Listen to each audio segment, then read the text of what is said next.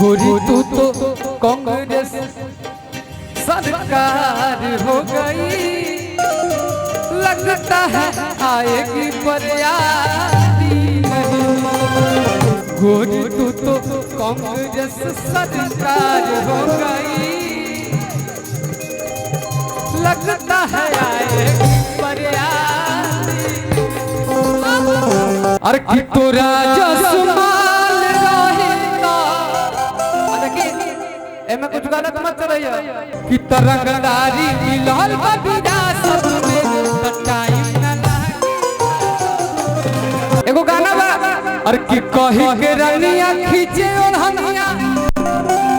अरे कि पीले ना हो तके मैया छोड़ा न कहिया जो कोहे रहिया पढ़े न जइबो।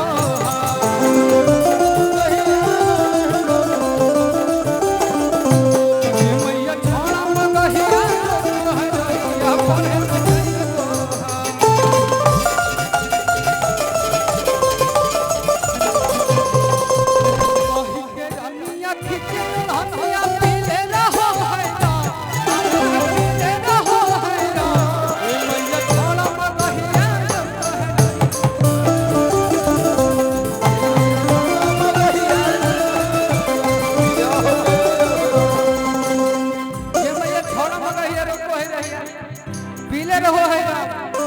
अब पढ़े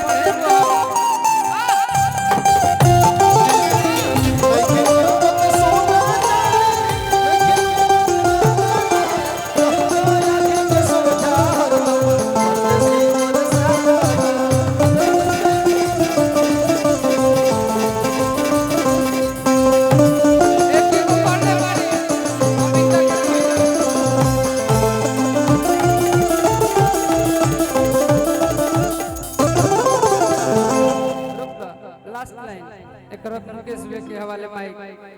लोग एगो बात सुन के कबो कबो ई लोग मगही गाना तो हमने गाने चलवे करे लगा झेल हमने गाने ई गाना ना चली कि तुम्ही से दिल का हाल बताए और तुम्ही से हाल छुपाए हमें क्या है डॉक्टर साहब। एने के लइकन सुनी अरे कि नहीं हर से जब ससुर गई अरे कि तक काय बजे ये सुनी बताइए तो मेरी काजल कहाँ थी? आपकी काजल देखो की काजल अच्छा बुझाता घरे ले बताइए डॉक्टर साहब घरे ले बताइए कितना अच्छा फूल मिला है। ई रोकी एगो हम इनका साथ गाना गाने रही अरे कि तोरा जसमाल रहिता कि ढोलक या झाल का होई। अच्छा बिकी मेरा गाना खोज के रखिए 5-6 गाना के आप कुछ बोलिएगा यहाँ के लोगों के लिए हम समझ सकते हैं। आज तोरा भावना दे इनका देख के शिवानी बोली उतना टाइम मत ला एक हाँ ऑडियंस के लिए गाते हैं हाँ आज गाएंगे लेकिन इनके साथ हम एक गाना गाए थे अरे कि तोरा जसमाल रहिता। देखिए एमे कुछ गलत मत चलइया माल हम रुपया पैसा के बात करी तोहनी भैया हमार जीवन आधा बर्बाद करे में तोहनी के हाथ बा। मुकुला है ना हाँ बर्बाद करे में ना आबाद करे में सॉरी गलती हो गई उल्टा बोला गया कहे कि पूरा ई जिला के बाहर रे कि हबे एरिया हमारी रे अगर यहाँ रह जाऊं छपरा छोड़ के तब एक बात एकदम एहसास हो जीवन भर कि पूरा प्रीति जीवन तोरा साथ में कि तरंगदारी मिलल बबिदा सब में टाइम न लागे।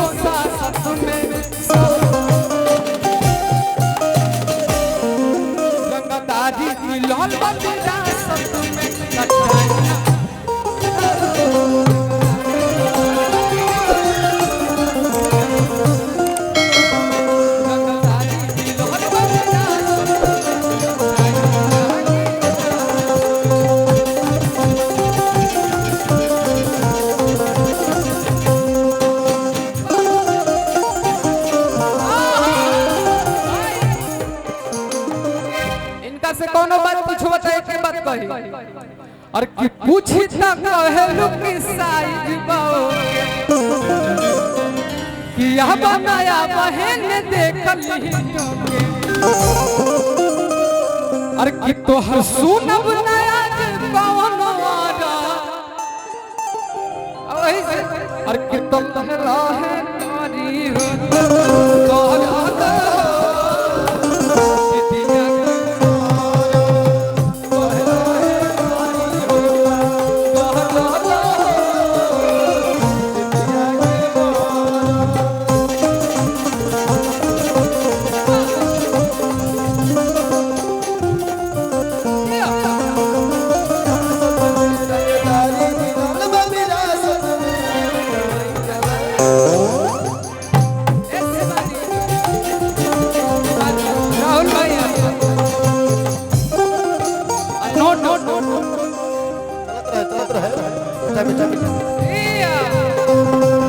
जब राहुल उड़ाई तब क्यों उड़ाई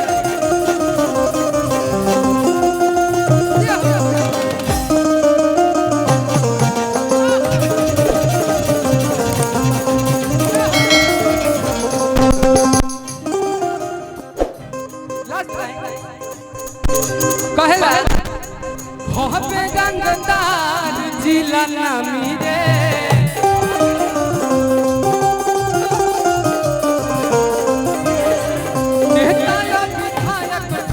सलामी रे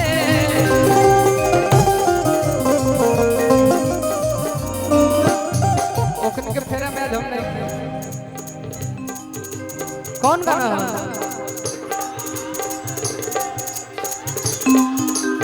दंगा करा दे अच्छा वो वाला चले तो भाई एगो गाना हमारा आइल बा एगो गाना अनुपमा यादव जी के साथ कुछ दिन पहले अच्छा चलन गाओ गोरी तू तो कांग्रेस सरकार हो गई लगता है आएगी बरियाती नहीं अब यही ये मेरे कुनाल में आई वीडियो कर रही गुना भैया के फरमाइश पे ही गा रहे हैं गोरी तू तो कांग्रेस सरकार हो गई लगता है आएगी बरियाती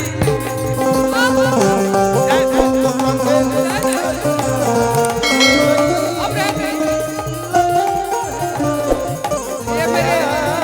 अंकित भैया भी लेकिन जब अंकित भैया है तब एक बात कहते हैं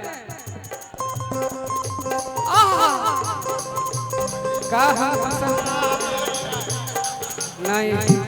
आपका हम बहुत बड़ा फैन है सही में आपको यहाँ आपको बुलाने में मेरे जानते हैं बहुत हाथ है मेरा पूरा हाथ है अंकित भैया को गोड़ पड़े हो गए भैया को इनको जरूर बुलाइए प्लीज कभी जीवन में मिले नहीं है देखा कुछ चढ़ाई हम मत भैया तो हरियो ठबा से न धुनिया गुलेल करेला तारा पर तो कोई गाना गा के गईबे न करले अच्छा ये उदय भेंट रखा अच्छा देखो बेटा जीवन में दोबारा बाबूजी के देख लो